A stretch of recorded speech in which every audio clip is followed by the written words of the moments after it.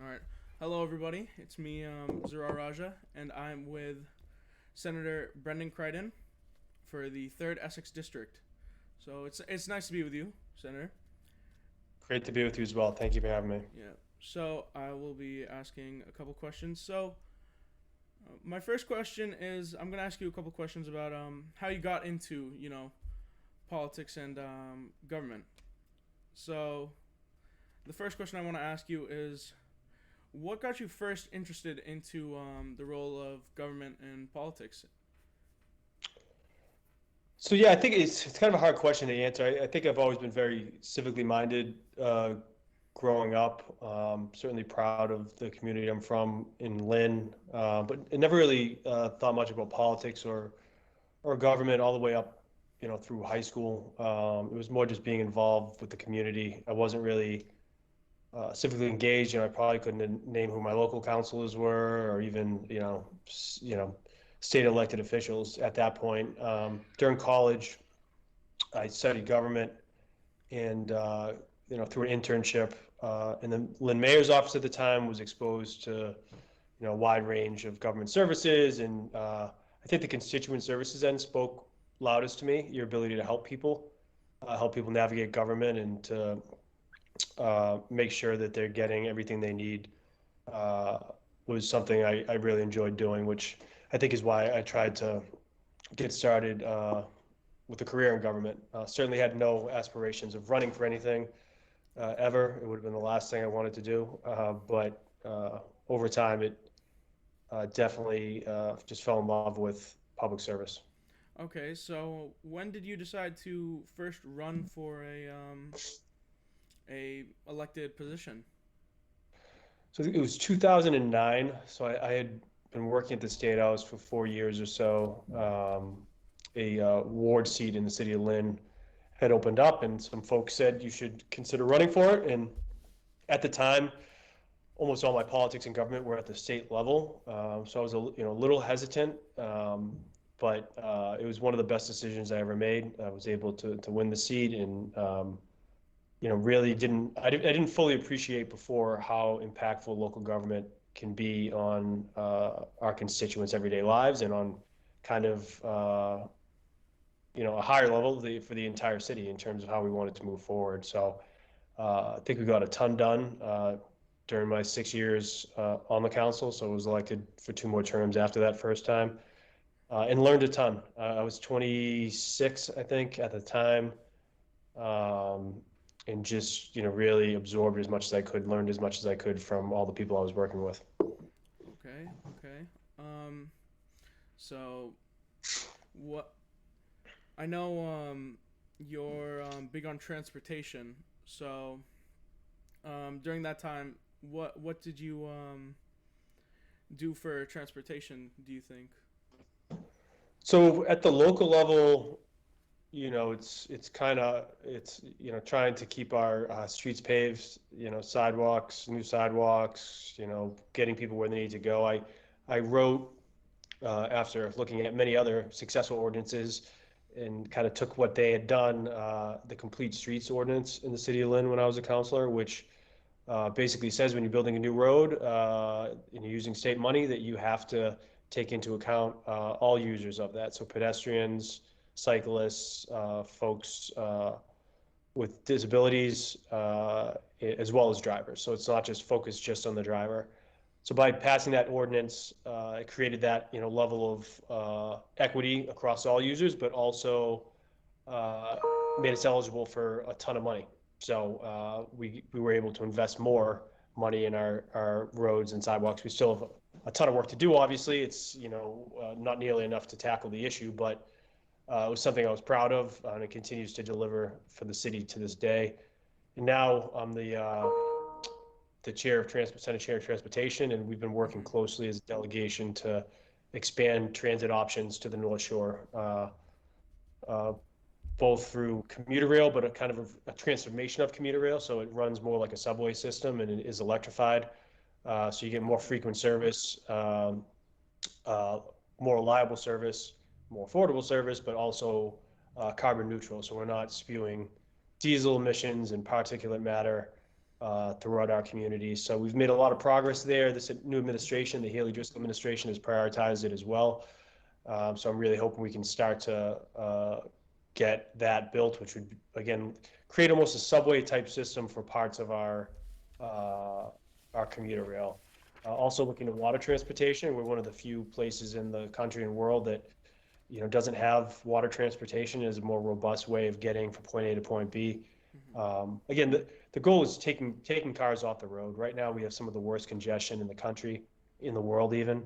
And I think the best way to do that is to have a robust public transportation network. But if you open up the paper or look online, any given day now, the MBTA has had its share of shortcomings and some tragic incidents. So as much as service and expansion and creating a 21st century transportation system is important to me, I think the public needs to know that they have a safe system as well. So Yeah. our committee's really been focused on making sure the T has the resources that they need to make sure that every station, every subway, every bus, every commuter rail train, every ferry is as safe as possible for the riders, but also for the workers that are there as well. Okay, so I know just recently the budget for the state just I believe passed in the Senate, right? Yes, so the House passed it last month, and sorry, House passed it in April. We passed it in May, and Okay. right now there's a conference committee in place that are negotiating the kind of the differences between the two branches. Okay, okay. So in that specifically, how much is being allocated to transportation in our area? Um, So it's hard to say for our area. It's not really earmarked in that way. We put the fair share amendment that had passed this past year. Some people call it the millionaires tax. That's bringing in roughly $1 billion a year extra for transportation and education. Both branches, chose to kind of split that 50-50 between education and transportation. So we have additional revenue this time around going to the MBTA, some going to water transportation, some going to our roads and bridges and sidewalks, mhm. some going to our regional transit authorities as well. This is kind of it's the first year. We were kind of cautious with our revenue projections on it. I think moving forward, certainly we're going to need to have put those resources to use across all modes of transportation. It's not there's no silver bullet. I think whether you're driving a car or taking a bus or riding the trains, you should be able to rely on a service that can get you where you need to go in a reasonable and safe way. Mhm.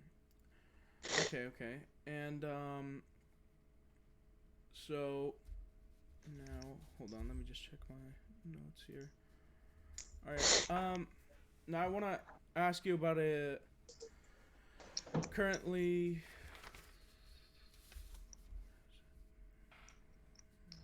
recently many articles and speculation has been going around about the state government proposing a possible bans on cell phones at public schools. Um, have you or would you support a bill in that manner? So I've not seen any bills up here that have dealt with that. I know that at the Board of Education, those things have come up from time to time, kind of outside of our jurisdiction. I mean, certainly someone could file legislation to do so. I would probably defer to the experts, either at the school committee level, superintendent level, whether it's DESE, our Secretary of Education, the board, those folks to deliberate more on it. I mean, I have my own personal feelings for it, but outside of my purview, definitely as a state legislature in my mind. I should also say I apologize. I'm sniffling and kind of coughing here and there. I'm coming off a bad cold this week, so Yeah, no not my worries, no best shape worries. for the audio here. Yeah, um, you're good, you're good. But okay, so then I want to just ask you about some bills you've supported recently in the Senate. Um, for example, um, Bill S 454, which is an An act establishing a special commission to study the noise effects on hunting migratory game birds in neighborhoods and communities within established coastal zones. Could you would you be able to talk a bit about that? Yeah, certainly. It's definitely a very localized issue for me. So I represent six communities: Lynn, Linfield, Marblehead, Nahant, Saugus, and Swampscott. Mm-hmm. And in Nahant, there's a particular beach and kind of a little bay area that is a hot spot, I guess, for duck hunting. And in certain times of the year, it's a limited season, but when folks go out there to hunt ducks, they do so before dawn, and generally, it was very close proximity to people's homes. So, our concern, I'm not going after duck hunters by any means, not getting involved with that, but for our constituents, some who had children at home, some who had gotten off late shifts, others that, we had veterans reach out saying, it's traumatic hearing gunshots that early in the morning, so close to their home, that we wanted to file something to try to protect them. It's very difficult though, getting such a localized piece passed. We continue to do so every year. We know for a certain week there could be issues around this. So it's just a small example of trying to help folks and any residents at all. I encourage them to reach out if you have an idea for a bill. This it wasn't something I came up with. It was something we worked with closely with some constituents that reached out. So if you call our office, it's our job to advocate for you, whether it's for government services or for policy matters that you're interested in. So we were happy to do that. Okay. Um, yeah. So that was more so a specific bill for a certain area, but for a more general bill that affects the state in total. What is the tuition equity bill? And Tuition equity bill, we actually just included this in our budget. It would allow for any Massachusetts resident who's completed 3 years of school at our high school here and has received a diploma or GED to be eligible for in-state tuition at our public colleges, community colleges, state colleges, university, the UMass system, and additionally would allow them to be eligible for Massachusetts financial aid. I think it's ridiculous that we have a policy right now that I could be in school with my classmate, and in Lynn, we have a very diverse population, people from all over the world. I graduated in classical 2001, excuse me, and to think that a student next to me who I've gone to school with my whole life, who's worked just as hard as I have, or if not more, has earned the right to go to college, has gotten great grades and accomplished so much that they would then be told they have to pay nearly twice as much as I would, just by virtue of me being a citizen. It doesn't make any sense to me. Uh, it's something I've cared about since around that time. I started working for Senator McGee in 2005, and I was just scratching my head, thinking back to my time. But it's been 20 years or so since this bill was first proposed. During that time, 23 other states, including not super progressive states, some states like Florida and Texas have already had this on the books for a while. mm-hmm. So it's for me, it's a morally right thing to do, but also we're at a time where we have workforce shortages across all industries, and we have the business community behind us on this. The Boston Chamber of Commerce coming out and speaking in favor of it, saying we need more of a skilled workforce, and why are we penalizing these folks for getting into college, right? Mm-hmm. And additionally, the college presidents and universities are all saying we're facing significantly declining enrollment. We want to be able to educate these students, but the price tag for many are just too big. I mean, nearly twice the tuition for out-of-state folks. So I was very pleased it passed the Senate. I hope it was a good debate. I hope the House will consider it in the budget. If not, if it doesn't pass in the budget, we have our standalone bill that we'll continue to advocate for. And if folks are interested in this, whether you have questions about it or you're for or against it, I'd love to hear from you as well because it's very important, a crucial thing we need to get done this session. Yeah. So would that be for anyone, any resident of Massachusetts, who has gotten 3 years of education in our schooling systems, no matter In high school. in high school? Okay. Okay. Okay. Yeah, so you would have to, I mean, you're basically graduating from our high school here, Okay. or earning your GED after the Okay. fact. So, speaking of graduation, in the state of Massachusetts, we put a lot of weight on the MCAS exam for high school students to pass, bringing stress to thousands of students each year. Yet the grade required to pass is around a 37%. Um, my question is, if the bar is that low, why should the state continue to um, use the MCAS exam as a diploma requirement? Yeah, I have serious concerns around MCAS. I was one of the first classes to take it back in the day, and I know, my experience and other folks that I've spoken to uh, over time, whether teachers, students, or parents, certainly feel that there is an undue pressure to teach the tests. I'm, all for accountability, but I believe that can be done better at a localized level. I'm not saying I'm against the test altogether. I think there are ways to modify it. I think there are ways to, give more flexibility to teachers and students. And I don't know that its results are reflective of the students' overall ability to learn, to compete, in college or in the workforce or anywhere else.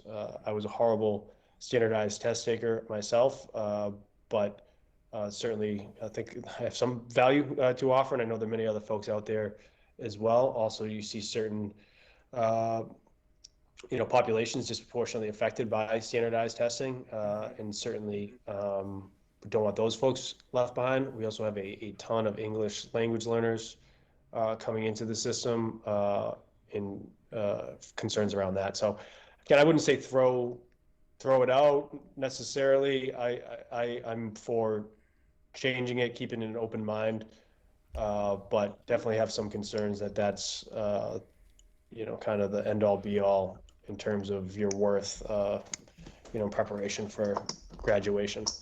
Do you believe it should be a diploma requirement? Excuse me? Do you believe it should be a diploma requirement for students? No, but I mean, if they were to modify it in a certain way, I could be open to that. But no, I'd prefer that your grades, and other factors play a bigger role. Okay. So along with that, you supported also a bill S-254, an act promoting racially and culturally inclusive K through 12 curriculum. So what would entail in that? And what would be in that? Maybe if you could go into. Yeah, I mean, I think we just generally need to keep an open mind on how we are educating our youth, making sure that all backgrounds and cultures and races, everything's being taken into consideration. We've also taken a serious dive into looking at how segregation, with our housing um, system historically in Massachusetts and across the country is really some of the policies, both locally and at the state level, have led to really severe segregation, which also then leads to segregated classrooms just based on the geography of our schools. So you see, I think in any diverse, desegregated classroom, the learning outcomes are much better for all students. So it's not just for people of color necessarily, but all grades and experiences are lifted by being surrounded by diversity. Mm-hmm. So one of the bills we had been working on, unfortunately, has not been able to pass yet, is just to have a commission to have what is a difficult conversation. I think there's still a lot of anxiety and fear, going back to the 70s and busing in Boston and issues around segregation then. So a lot of people don't want to talk about this. Mm-hmm. But I think if you look at a lot of the data, the Globe's done some great work on this, as have a bunch of think tanks and other organizations looking at just how the populations have shifted, in terms of race in our schools, and that longer term, this is going to impact negatively all of our students. So certainly, like programs like MECO are doing a tremendous job, and I'm supportive of increasing their funding and doing whatever they need to expand their operations. But we need to keep an open mind and look at all things, and that includes housing. So the commission was basically designed, let's look at our schools, let's look at our housing, let's look at the big picture. What are some of the steps we need to take to ensure that we have diversity in our classrooms, in our schools? So it's something we'll focus on a lot last session, and hope to pick up this session and make more progress on it. Okay. And um, keeping on with our school topic, um, what do you th- what a lot of teachers in the state of Massachusetts have been experiencing burnout, and we a lot of districts are seeing a lack of teachers. So what is the state currently trying to do to help with the lack of teachers and current burnout they are facing? That's a great question. I'm a public school kid, K through 12, and wouldn't be here without countless teachers, coaches, guidance counselors, principals that really made a difference in my life. And to think all that they went through, all that the students went through during the pandemic, an already very difficult job turned nearly impossible. You know, I think the biggest thing we've done, which predates the pandemic, but is increasing over time, is passing the Student Opportunity Act, which has increased funding significantly for schools across the Commonwealth, more so than any other time. Basically, we reformed how education was funded, first time in 20 or so years. So we have a huge increase in operational costs, that I think will go a long way to make sure that there are enough teachers in classrooms and the support systems they need there for social and emotional learning, among other things. I do think one of the challenges we're seeing, and it's not across every district, is that while we have a huge increase in operational dollars, again, once in a lifetime really increase, but will be sustained over time. At the same time, we have crumbling school infrastructure across many cities and towns in the Commonwealth. Yes. In particular, in communities like Lynn, we have 13 schools over 100 years old. We're on tap to build one new middle school should the funding work out, but we're building one school every 10 years, and I don't know that we'd have the resources to build another one in another 10 years. So the math doesn't add up. We're never going to be able to catch up. So we could have all the funding in the world here, but if we don't have 21st century schools, safe schools, when you're talking about ventilation, when you're talking about just the general infrastructure, never mind the technology needs of today, Mm-hmm. it's really impossible for teachers to do their work. So again, not to single out Lynn, it Yeah. can be it's a problem in small school districts too, in communities that can't afford to build new schools on their own. I really think we need to tackle that. And from the teachers that I taught to, they believe it will go a long way. I think also, you know, the burnout rates we're seeing across many industries, a lot of them aren't things that we can fix just by addressing what's in the actual workplace, but rather greater societal issues. Mm-hmm. So when you look at the high cost of childcare, Yeah. often times people are deciding, is it worth for me to go to work only to pay for someone else to watch my kid, and I'm not making that much more in this situation, right? So people are forced to stay home to take care of their children, or they just don't have access to it. To the same end, a high cost of healthcare continues to rise. Some of the numbers recently are really troubling in terms of those increased costs. Our transportation system, the highest cost of housing in the country, if not some of the highest, for both rent and home ownership. Yep. I think these are all the issues that are kind of contributing towards a lot of folks, wondering how they're going to make it day to day. And that's certainly something I take seriously and, am tackling with a great deal of urgency.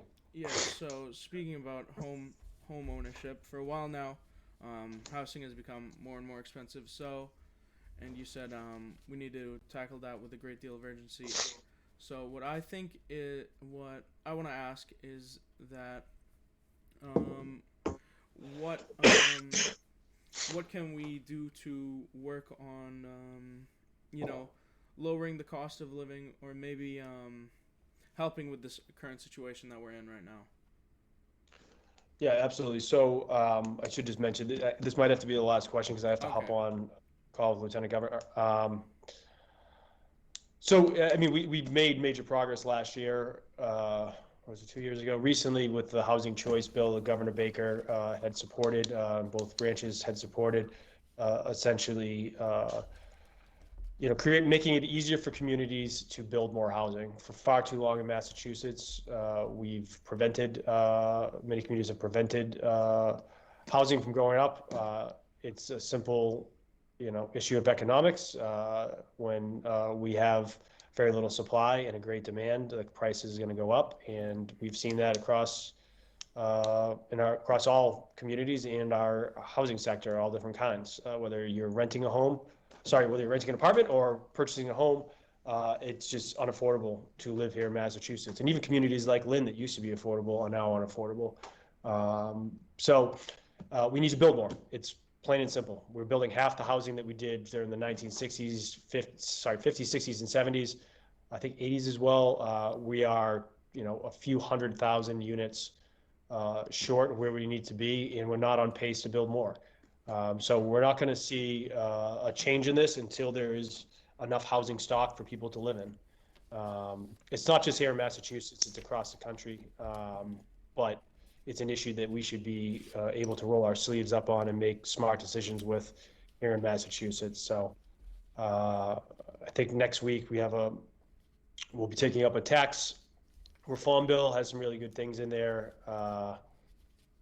That I'll probably wait till we debate it to dive more into, but it will deal with housing production, both affordable but also market rate, and trying to incentivize communities to build more there as well. Okay. Could I ask you one more question?